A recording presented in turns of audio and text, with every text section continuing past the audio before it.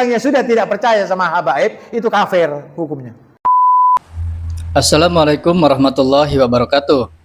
Dalam beberapa waktu terakhir ini, polemik seputar nasab Ba'alwi kembali mencuat di ruang publik Indonesia.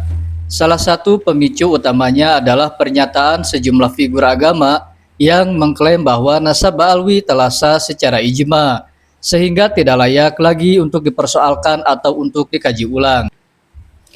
Dalam sebuah ceramahnya, Ustadz muda ini berkomentar bahwa membahas nasab orang lain adalah hal yang tidak penting, seolah-olah umat tidak punya pekerjaan lain selain mengurusi silsilah. Ia juga menyatakan dengan penuh percaya diri bahwa selama 9 tahun belajar di Mesir, isu nasab itu tidak pernah ada, terkhusus lagi tentang nasab Ba'alwi, dan karena itu dianggap tidak relevan. Lebih jauh ia menegaskan bahwa nasab Ba'alwi telah disahkan berdasarkan ijma. Hal itu merujuk pada gurunya Syekh Ali Jum'ah di Al-Azhar, sehingga umat tinggal mengikuti saja. Yang saya tahu, keturunan Ba'alawi yang ada di Indonesia itu, menurut guru saya, ada seorang syekh ulama besar di Mesir namanya Syekh Ali Jum'ah. Syekh Ali Jum'ah itu mantan mufti Mesir, ulama besar, gurunya orang-orang Al-Azhar. Beliau bilang nasab mereka itu, nasab Ba'alawi yang sekarang biasa ada Habib-Habib itu, nasabnya diakui dengan ijma ulama.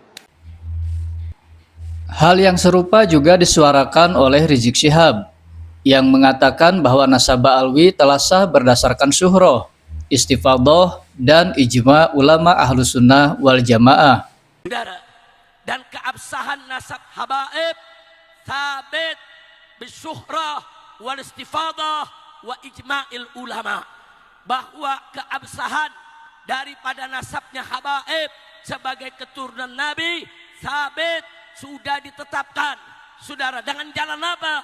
Satu, asyuhrah, yang kedua al-istifadhah, dan yang ketiga, ini yang paling penting, saudara, ijma'ul ulama.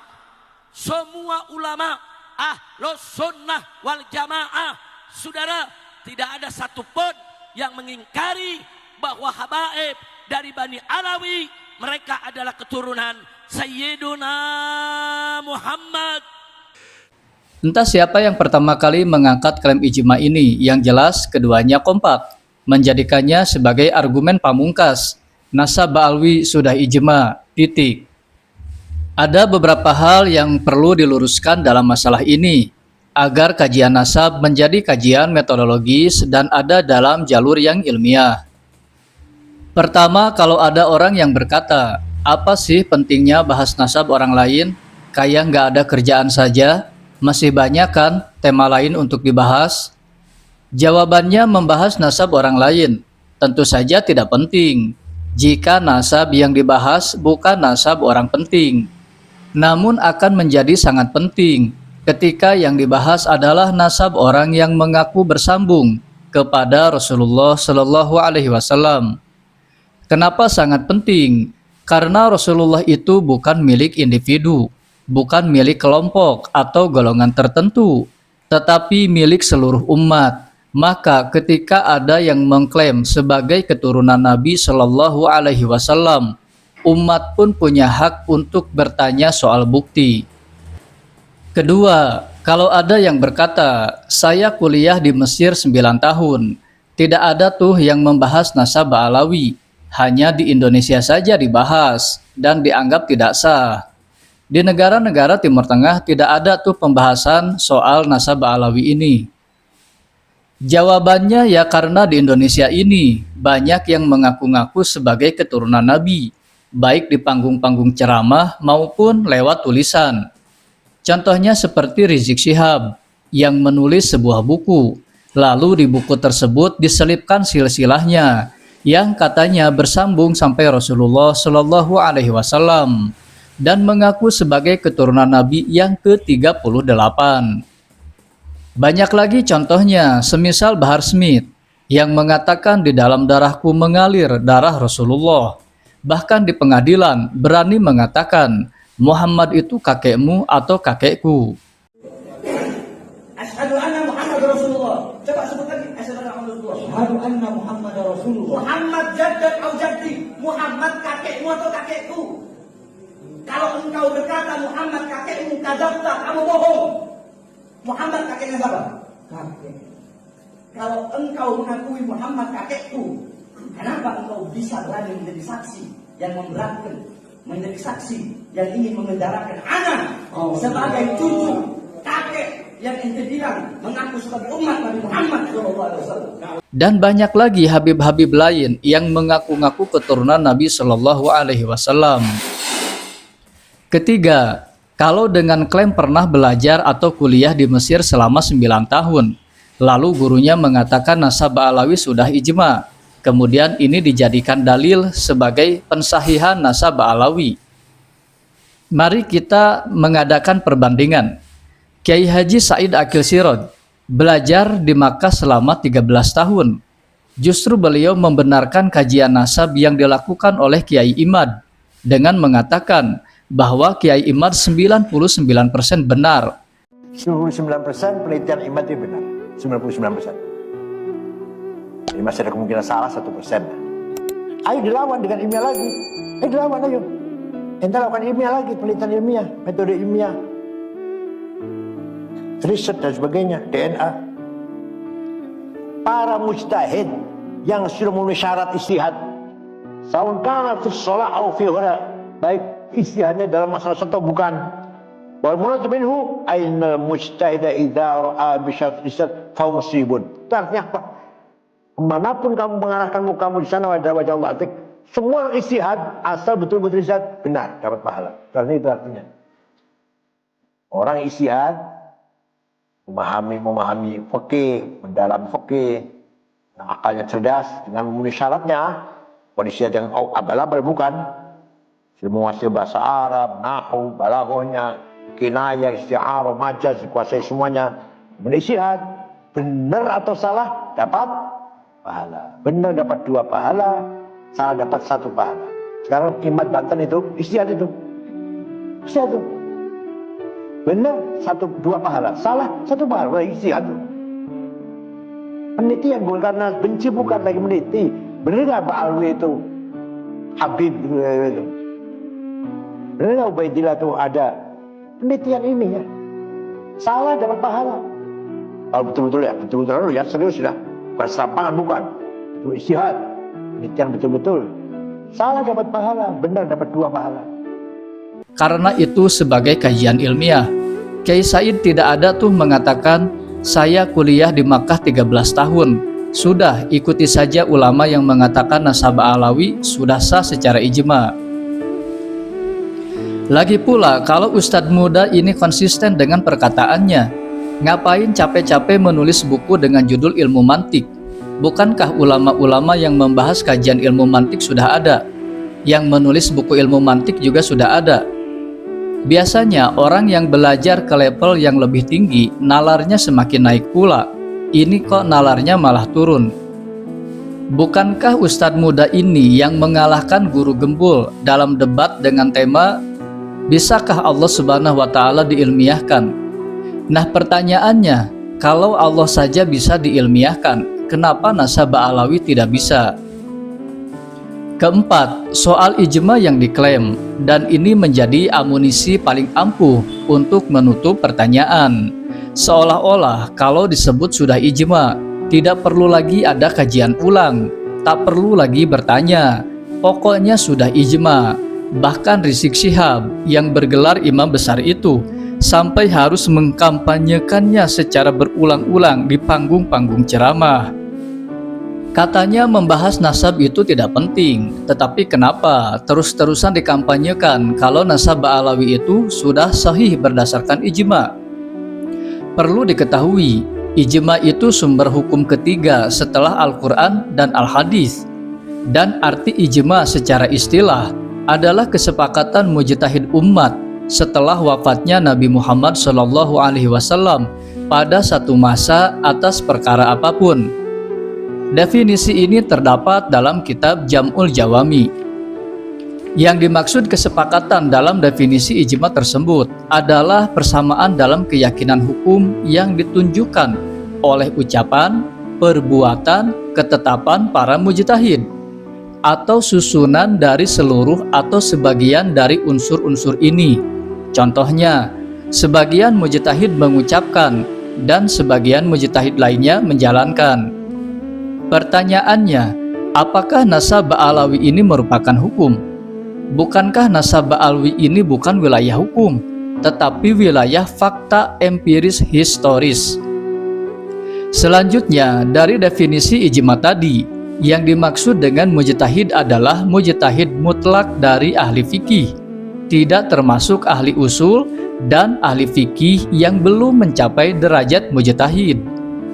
Dikecualikan juga orang awam, di mana sepakat atau tidak sepakatnya orang awam tidak diperhitungkan. Pertanyaannya adalah, mujtahid mutlak mana yang telah bersepakat mengatakan nasab ba'alwi itu sahih? Sementara masa hidup orang yang menjadi poros habaib ba'alwi, yaitu Abdullah atau Ubaidillah, jauh setelah para imam mujtahid. Atau apakah ada mujtahid mutlak yang lainnya yang hidup semasa dengan Abdullah atau Ubaidillah? Siapa nama-nama mujtahidnya? Di kitab apa mujtahid-mujtahid tersebut mengatakan kalau nasab ba'alawi itu sahih? Dari definisi ijma tadi juga, kesepakatan mujtahid umat Nabi Muhammad SAW itu mengecualikan kesepakatan mujtahid di luar umat Nabi Muhammad SAW, seperti misalnya Yahudi dan Nasrani. Dalam definisi itu juga disebutkan kesepakatan mujtahid pada satu masa terhadap perkara apapun. Frasa terhadap perkara apapun bisa mencakup masalah syariah, lugawiyah, akliyah, dan duniawiyah. Sekalipun sebagian ulama hanya membatasi ijma pada masalah syariah saja, karena objek kajiannya adalah kajian fikih. Kalaupun persoalan nasab ba'alwi mau dipaksakan ke dalam frasa perkara apapun, tetap saja pertanyaannya akan kembali, mujtahid mutlak mana yang mengklaim ijma nasab ba'alwi? Lagi pula, bukankah ijma itu sumber hukum dalam Islam setelah Al-Quran dan hadis? Nah, pertanyaannya adalah, apakah nasab ba'alwi ini memiliki nilai epistemik dalam penetapan kebenaran agama, dalam menetapkan hukum? Bukankah persoalan nasab ini berada di wilayah waqi, fakta empiris historis, bukan wilayah hukum syar'i? Nasab tidak berfungsi sebagai dalil qot'i atau nas yang pasti, maupun qarinah mu'tabaroh atau indikasi yang diakui dalam penetapan hukum, sebagaimana ditegaskan oleh para usuliyin. Yang menjadi ukuran adalah dalil, bukan status orangnya. Kalau nasab bukan sumber hukum, tidak menjadi qarinah mu'tabaroh atau indikasi yang diakui dalam penetapan hukum, lalu apa hubungannya dengan ijma yang menjadi sumber hukum ketiga dalam Islam? Apakah nasab itu objek hukum? Lalu kalau nasab ba'alwi sudah ijma, apa hukumnya mempercayai nasab ba'alwi? Wajib, sunnah, makruh, mubah, haram? Atau apakah ijma yang dimaksud adalah ijma kelompok, semisal ijma sahabat, ijma ahli bait, ijma syaikhan, Sayyidina Abu Bakar dan Sayyidina Umar, ijma penduduk Makkah Madinah, atau ijma penduduk Basrah Kufah? Ijma siapa dong? Ijma ahli nasab? Ijma siapa? Tidak ada referensi yang bisa dipegang untuk klaim ijma nasab ba'alwi. Oleh karena itu, membahas nasab orang biasa secara metodologis memang tidak relevan. Namun pembahasan menjadi sah ketika nasab diproduksi sebagai makom al-hujjiyah, sumber otoritas argumentatif. Saat nasab diklaim bersambung kepada Rasulullah SAW dan dipakai untuk memproteksi klaim keagamaan dari kritik, maka nasab berubah fungsi dari fakta sosiologis menjadi instrumen legitimasi. Disinilah kritik menjadi kewajiban epistemik, bukan sebagai serangan moral. Dalam tradisi keilmuan Islam, nasab itu dihormati sebagai hurmah adabiyah, kehormatan kultural, bukan sebagai hujjah syariah. Karena itu tidak muncul paspor nasab atau sakralisasi genealogis sebagai mekanisme otoritas. Namun sebaliknya, di Indonesia terjadi proses sakralisasi nasab. Nasab diangkat dari ranah akhlakiyah, etika sosial, ke ranah hujiyah atau otoritas pembenar. Ini adalah pergeseran dari epistemic authority ke status authority, yang dalam usul fikih termasuk qalbul mawazin, pembalikan standar penilaian. Karena itu, kritik terhadap klaim ijma nasab ba'alwi bukan dalam rangka kritik terhadap syariah, apalagi akidah. Ijma itu sendiri berkaitan dengan ahkamu syariah, bukan fakta historis. Sedangkan nasab adalah qadiyah tarifiyah, bukan hukum taklifi. Memindahkan ijma hukum ke wilayah nasab adalah ikhtilatul abwab, pencampuran kategori. Ijma mensyaratkan keterlibatan para mujtahidin mutlak lintas mazhab, tidak adanya khilaf yang muktabar, kesepakatannya dalam satu masa tertentu. Jika ada ulama yang mempertanyakan klaim ijma nasab tersebut, maka secara teknis ijma itu menjadi gugur. Saktul ijma biwujudil khilaf. Banyak ulama membedakan antara ijma normatif, hukum, dan konsensus deskriptif atau fakta. Klaim nasab paling tinggi berada pada level ittifaqul ijtimai, konsensus sosial, bukan ijma syar'i qat'i. Ibnu Hazm dan Asy-Syatibi menekankan bahwa tidak semua ijma itu setara. Secara ringkas, ijma itu terbagi menjadi 3. Pertama, ijma qat'i.